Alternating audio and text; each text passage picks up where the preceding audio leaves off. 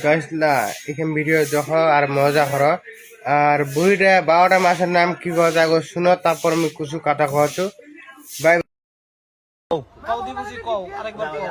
কি কব 12 মাসের নাম কদি জানো আর ফেফড়া তারপরে আরফিন তারপরে মেঘ তারপরে জোনাকি তারপরে জুলা তারপরে আগর তারপরে সিটিবিন তারপরে রক্তবর তারপরে নবাব তারপরে ডিশ জানোয়ার শেষ।